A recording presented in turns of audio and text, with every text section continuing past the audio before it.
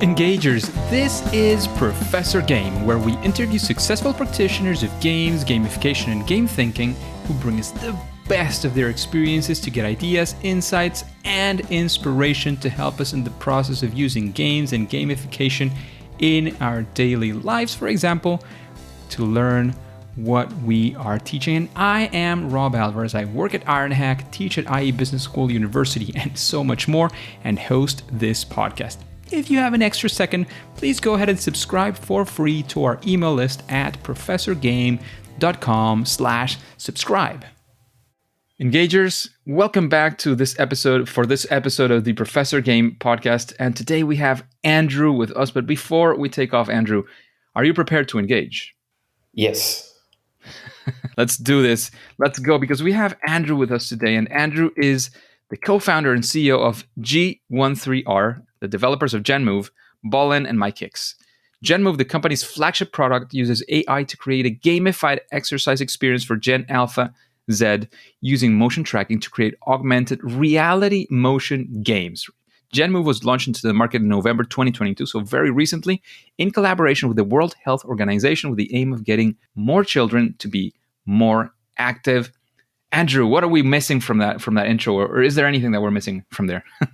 Yeah, no. The big problem that we're solving with GenMove, I guess that's not described in the intro, is kids were definitely migrating away from outside play over the last 20 years. The studies are showing that, but the pandemic made it even worse. So the time that kids now spend outside exercising has plummeted.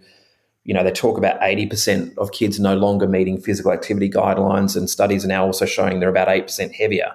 So we were like, well, because we got kids, we got to actually do something about this. And that's why we developed GenMove, this gamified exercise experience to help kids kind of, re-engage with movement fundamentals. Amazing. That's fantastic. And Andrew, we always like to get to know our guests themselves a little bit more. So what would you say is a day with Andrew look like, or a week? We want to sort of understand what does it feel like to be Andrew nowadays?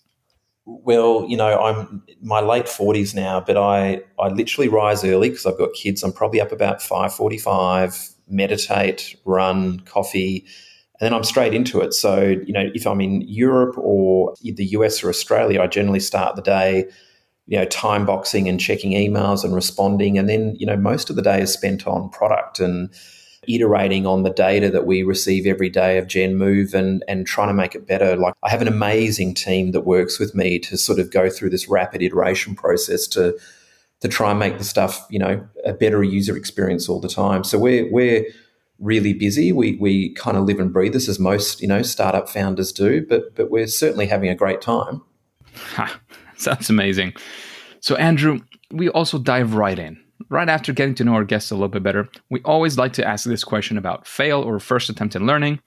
And it can be about your favorite fail, especially when it has to do with creating some sort of gamified experience. It could be, again, with GenMove or not. We want to be there with you. See one of those times where you're going to try to do something, it just didn't work out. And, how did you get out of it? How did you improve it with this product mentality? Like, we want to be there with you. We want to take those lessons away as well. Yeah, look. So the reason that we actually formed GenMove was a failed product before it called BALLN. We thought we had the perfect product ready to go. We raised money from one of the largest English Premier League clubs, one of the largest well-known football players in the world, and we built out a multi-skill, more performance assessment app for soccer in the US and football in Europe. And we were like, this thing's going to fly. We've got all the right people involved. And we released it, and we were like, oh, wow. It had 8 skills that we measured. 2 were indoor, 6 were outdoor, and people just weren't using the outdoor stuff. And we're like, oh, no, it's winter, that's fine. But they were really using the indoor stuff. And then as it came to spring and to summer, it just didn't change. And we're like, what is going on? And what was going on is the kids that were the target market actually in their free time weren't choosing to go outside and play anymore. They were choosing more time on Roblox, more time on Minecraft. That's where they were going. But we had this extremely deep engagement signal on all of the indoor stuff that we built. And we were finding kids exercising in their bedrooms and their living rooms using what was really the precursor to GenMove. So BALLN really's failure led to GenMove, which is now 50 indoor games and potentially our success. So that was certainly a harrowing moment, bringing along all of our stakeholders, including some of the biggest football clubs in the world and the biggest players in the world. Hey, we actually got this wrong. We had no idea how we could predict that this would be wrong, because we all thought it was a good idea together, and now actually want to go over here because that's where there is a real problem, and we're seeing all this engagement. So go where the customers are happiest using your product, and that's what led to GenMove. It was quite a journey. Amazing. And I'm guessing that BALLN as well had some gamified elements. Do you think there was anything that you could have maybe done differently that would have changed, or eventually you had to do that to arrive to GenMove, which was the place you're at now? We could have done more gamification in BALLN for sure, but it was just so clear that the kids' outdoor time was just plummeted. And we actually went to top academics in the world and people that were tracking mobile phone tower data, and it was really clear that everyone was seeing this change worldwide. So it was like, do you back a sinking ship, or do you use this really crisp signal and go all in on that? And, unfortunately, startup investors don't have the patience to back sinking ships. So we were like, we just need to pivot and just go for it. And we did. And we got some amazing partners that sort of, saw the opportunity, and here we are today. Actually, we just featured on NBC News last night, which was amazing, right? Didn't even know about it. And it was not last night, the 20th of January. But, it feels that the decision was right with all the momentum that's building behind us now. Sounds great. Sounds like a lot of lessons learned from that. Yeah. And as you can see, engagers, sometimes it's not just about more gamification or better gamification. Sometimes you just have to sit back and think, are we doing the right thing?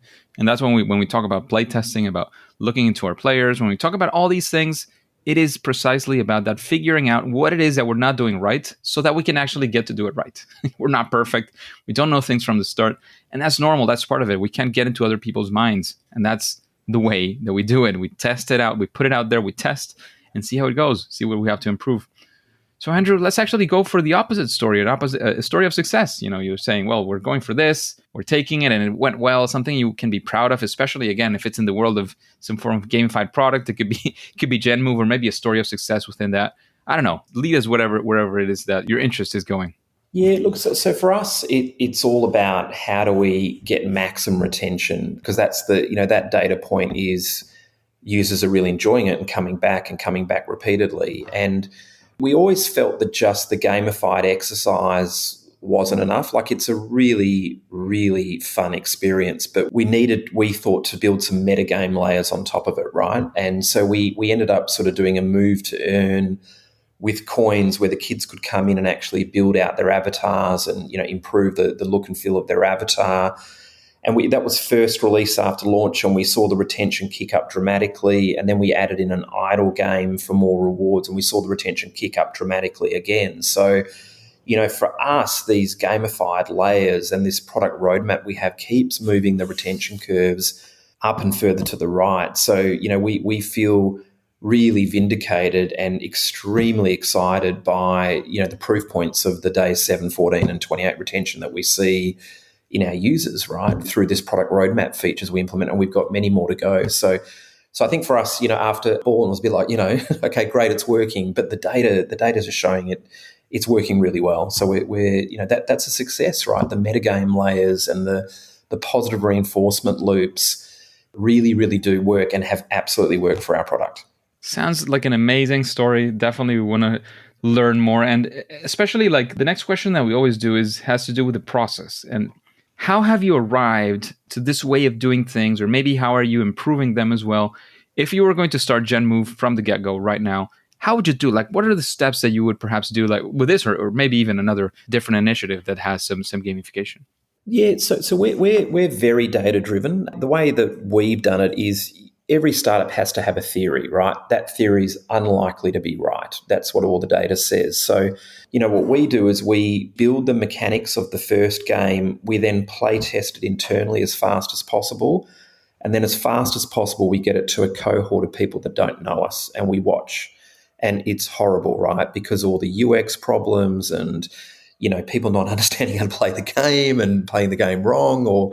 And so we did that, actually. We were very lucky through GenMove to have a partnership with the World Health Organization, who was able to switch on various academic groups around the world for us to actually fly into and get access to 100 kids of all ages genres, male, female, skinny, mesomorphs, obese, even neurologically disadvantaged. And we got to watch and test and iterate on that process. So I think, our key thing is you got to just get in the hands of users, and you've got to watch, and you've got to be there, and you've just got to iterate really, really fast to what becomes a really enjoyable experience. And you've got to be able to measure that level of enjoyment. Usually for us, it's do they complete the 10-minute session? We had very, very high numbers as we iterated. And then what are they actually telling us about how fun this experience is versus their favorite sport, other sports? And that's how we get a feeling.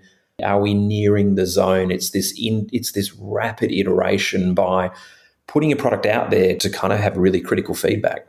I think that is definitely something that we all need to consider, right? To see how we move fast. And moving fast means not doing necessarily a huge, big thing, right? It's getting some fast things out there and being able to test. Is that right? That's right. And as the entrepreneur, the conundrum is that you always feel you have a big vision, but you can't always deliver that big vision fast, right? So you've got to kind of work out where the threshold is for usable and lovable. And that's enough for V1. And that's really hard as an entrepreneur to kind of go, oh, this could work. No, I want to spend another 3 months on it. You do actually need to get it out as fast as possible, because the real learning only starts then. Getting the word out. That's definitely a significant part of it. So thanks a lot for that, Andrew. Just a quick break before we continue. Are you enjoying this podcast? If you're listening through a podcasting app, please subscribe and rate us on the app. This will be of great help to reach more engagers so we can change the world together through gamification. And Andrew, when creating these types of products, creating apps, creating things, maybe even especially in the field you're at with children, would you say that there's some sort of best practice, something that, if you think about this or if you use this in general, you'd say, well, your product is at least going to be a little bit better? Yeah. For us, the best practice that we've tried to copy from high performance product teams is these ceremonies and procedures where every day there's a stand up, there's a product council where everyone gets to watch the debates at the product council and understand why we're moving in certain directions. And for us, that creates a huge amount of autonomy and harmony in our teams. We weren't always like that. We've certainly been like the last 2 or 3 years. And so everyone's pulling in the right direction, following the data. So I'd say you have to have a very powerful data stream that you can use to make decisions on how to iterate. And then it's about the best practice of how do you kind of let the whole team know what's going on, because that's where you really build that culture where people go above and beyond to really commit and go all in on the product, right? And that's what we think is the best practice that we would bring across to any future deal.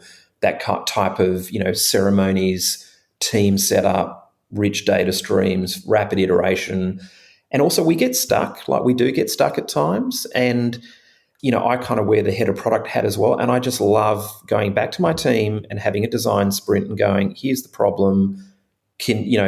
99% of the DNA talent is outside of my head. How do I lean on my team to bring new and fresh ideas in? And it's worked so well for us on solving these problems, because you're always going to get stuck. It's where do you go to get unstuck? It's your team, right? The engineers, the product designers, even the junior engineers have amazing input that we've found. And all of that stuff is blended through the GenMove product. Sounds like a very product-oriented mindset, Yeah. which is amazing. Yeah, it is. Yeah. So, hopefully we're doing it right. We'll see.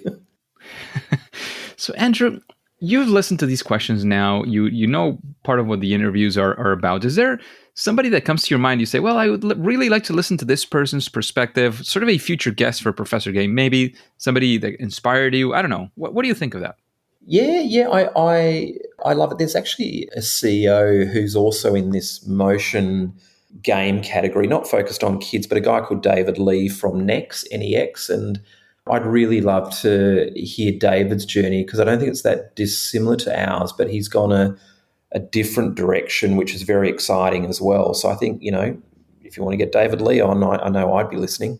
The CEO and co-founder of NEX. Sounds good. Let's see if we have him on in the near future. And talking about recommendations, is there a book that you would recommend an audience like this one, like The Engagers? Yeah, so for me, there's so much to do, right, in startup land. Like it's just never ending. And I find, maybe this is an insight into my personality type, but I find it very easy to get distracted these days, right? And so fighting distraction is the key to productivity, I find. And there was a great book that came out recently by a guy that wrote, I think, the Bible of product called Nur Isle. His original book was Hooked, but this book's called Indistractable. And so for me, it's been very helpful to adopt some of those techniques to be more efficient in this game. So yeah, Nur Isle, Indistractable, highly recommend it. Well, definitely we have an eye for that because Nir Eyal is episode like 100 or 101 of the episode, and he's talking about that book. So if you're interested in listening to his perspective on that as well, definitely take a look into that episode. I think it's 100 or 101 actually. Let me check it out, and I'll let you know in a second. But yeah, Nir was in the podcast. He's an amazing. He has that book, and he has Hooked from the Hooked model as well. Absolutely amazing, and he has so much stuff to share for sure. Episode 100. Yeah, got it right. Cool. So, keeping up with the recommendations, but actually in this case, the recommendations for you, right? So, what is that thing that you do great, or at least better than most other people? Sort of your superpower, that thing, again, that you do better than most of the other people out there. Honestly, I reckon it's using data to make decisions and being really open to, like, fixed on your mission, but being really flexible about how you get there through what the data's telling you. In a former life, I was actually studying for a PhD in biostatistics. I'm a bit of a data nut from way back, but for us being very product centric, I think our superpower as a team is data and how we use it, and how often we use it, and how we use it to iterate to try and get a better product every day. Sounds great. Sounds very useful as well within the product mentality. Being data driven is always very, very useful. Definitely. So, Andrew, we're getting to a difficult one, at least for most of our guests. They always report this is a difficult question, which is, what would you say is your favorite game? Well, for me, I've been very absorbed in what my 9-year-old's doing as I build this product, and I'm absolutely blown away at what can be done in Roblox. It's extraordinary. The depth of experience, I find myself actually almost wanting to watch my son, like on a Twitch channel. So I'm not a hardcore gamer. I come from a health and fitness background, but Roblox is very inspirational to me, and some of the themes of our metagame have elements of that in there as well. But I'm just absolutely blown away how this company has created this experience that is so mesmerizing and enthralling. And I think I last read that, I don't know, like close to 75% of US Gen Alpha kids play Roblox. It's extraordinary. That's quite a number. Huge. Quite a number for sure. And it's interesting because as Roblox as well has its sort of platform side where you can create your own stuff as well, it can be a pretty amazing thing to get into. I'm just mesmerized by the avatar suits my little guy comes back with every day. It's extraordinary. Very, very creative. Absolutely. And there's as usual, especially when there's sort of these open platforms and there's all sorts of things that you can do. There's a good and the bad. I was just very recently reading a Twitter thread of somebody like complaining pretty badly about Roblox, and there was something about precisely with kids. There was something that was content marked as okay for very young kids, and it was very much not okay apparently. I have no idea, but there's always that, right? You always get the good and the bad from things, especially nowadays with social media. Everything's out in the open. That's also a good thing, right? Yeah, that's a good thing. It's good, and there is risks on these platforms, right, with the ability to communicate and all the rest of it. So it's a difficult line that they're treading and making a good and safe experience for kids, right? Definitely so. So Andrew, we have arrived to our random question from the audience. So the idea is that we'll find a question from the audience. Of course, I pre-selected them to make sure that they make sense for our guests. And we will have, okay, here it's coming up. So, okay, yeah, I think this could be an interesting one because I don't know if you got started on this or how did it go. But this person is asking, what can we do to get started in gamification? Well, I reckon the way to do it is to look at some of the leading games and start to understand the gamification mechanics. and what's working, because it's many, many layers that create the ultimate experience, and understanding what the core is and what the positive reinforcement loops are on top of that, and the negative ones as well. I think you need the theory. So, find a book or find some YouTube videos that sort of help explain the theory, but then go and apply that to 5 to 10 games that you enjoy or are leading games, and really understand where that threshold is to create the complete game. That would be my advice. Sounds amazing. Thank you very much for that, for your insights, for your thoughtfulness on that answer, because it's not an easy one. And there's many people out there, like we here have mostly like people who are dedicated experts on gamification. It's always good to also have somebody who has that different perspective. Like, how did you come about it? And I think yours is definitely a great one for sure. And Andrew, before we finish the interview, I want to leave you some sort of open mic time, like whatever your final words you want to have. Please also let us know where we can find out more about what you're doing at GenMove and all the fantastic things you're doing at that company before we say it's game over. Yeah, awesome. So I think the key to being successful is your team. Teams, people have choices of teams to join, and for us, it's really been that open and transparent data discussion, going back to our team to help unblock us. And that's created a culture that, that people have hung around through thick and thin to see this through. So I think that's a big one for me is, you need to be product focused, you need to have the theory, but ultimately it comes down to your team and how they deliver, and you just need a great team around you. So look, anyone that wants to learn about, getting kids more active, getting a lot of inquiry from schools at the moment, parents who are concerned about, too much non-productive screen time, reach out to us for a conversation. Reach me at andrew@g13r.com. I'd love to chat to anyone, and or check me out on LinkedIn, Andrew Hall, G13R. Love to engage. Amazing. Thank you very much for that, direct email as well for the engagers in case anybody wants to reach out directly. However, Andrew, all things come to an end, at least for now. So at least for now, and at least for today, it is time to say that it's game over. Engagers, it's fantastic to have you around, and thank you for listening to this Professor Game podcast. And if you want more interviews with incredible guests like Andrew, please go to professorgame.com/subscribe and get started on our email list for free. We'll be in contact. We'll let you know about anything that we have for you. And of course, as I always like to remind you, because it is important for the growth of the podcast, for the growth of this fantastic Engagers community, please remember, if you haven't already, please, using the app that you're using to listen to this audio, go ahead and subscribe using that podcast app. And then, of course, as usual, listen to the next episode of Professor Game. See you there.